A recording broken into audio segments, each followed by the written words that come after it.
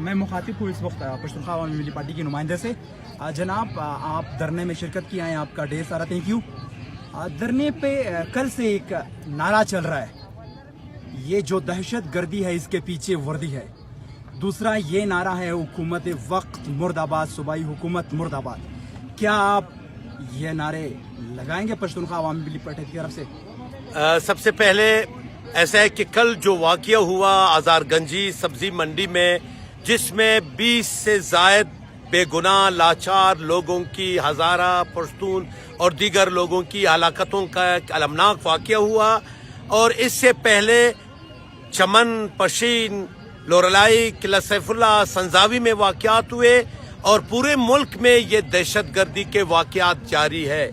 پشتونخوا ملی عوامی پارٹی نے جب سے یہ سلسلہ شروع ہوا اور بالخصوص 1978 کے بعد جب افغانستان میں ثور انقلاب آیا, جب ہمارے ملک کے جنرل ضیاء نے افغانستان میں مسلح مداخلت اور جارحیت کا سلسلہ شروع کیا, اور جب یہاں انہوں نے دہشت گرد تنظیموں کی انہوں نے بیغ ڈال دی, انہوں نے یہاں ان کی تربیت گاہیں قائم کی, انہوں نے یہاں ان کے مراکز قائم کیے, انہوں نے ایک ایسی ریاست بنانے کی کوشش کی سیکورٹی اسٹیٹ. اس وقت سے آج تک پشتونخوا ملی عوامی پارٹی نے, اگر آپ ہمارے پارٹی کے چیئرمین جناب محمود خان اچکزئی کی 1990 کی آپ قومی اسمبلی میں ان کی تقریر آپ سنیں, جناب مرحوم سینیٹر عبدالرحیم خان بندوخیل صاحب کی, ہمارے دیگر اکابرین کی, تو آپ کو بخوبی اندازہ ہوگا کہ پشتونخوا ملی عوامی پارٹی نے اس سلسلے میں ان کا موقف بڑا واضح تھا. ہم نے کہا کہ خدا را ان دہشت گردوں کو, ان فرقہ واریت کی قوتوں کو, ان انتہا پسند قوتوں کو آپ جس استعماری مقاصد کے لیے آپ ان کو تربیت دے رہے, آپ ان کو پال رہے, یہ کل آپ کے لیے یہ ایک بہت بڑی تکلیف دہ بات ہوگی. آج ملک کے طول عرض میں آپ نے دیکھا کہ فاٹا, جو انہیں فاٹا کہا جاتا, فاٹا کہتے, وسطی پشتونخوا میں 70,000 لوگوں کا قتل عام ہوا, 70 جس میں 90% پشتون عوام تھے. لاکھوں کی تعداد میں قبائل پشتون عوام کو گھروں سے بے دخل کیا گیا, اربوں نہیں کروڑوں روپے ان کی جائیدادیں ختم ہو گئی. خیبر پشتونخوا میں یہ حالت, آج ہمارے اوپر یہ حالت مسلط کی جا رہی ہے. سر سب سے زیادہ دہشت گردی آپ کی حکومت کے دور میں بلوچستان پہ ہوا ہے. یقیناً ہم نے اس دہشت گردی کے خلاف اس وقت بھی ہم نے آواز اٹھائی. ہم نے کہا کہ دہشت گردوں کے خلاف کارروائی کرے.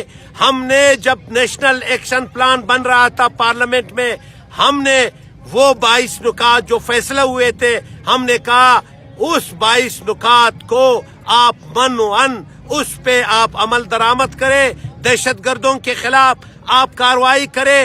گڈ اور بیڈ دہشت گرد نہیں چلے گا.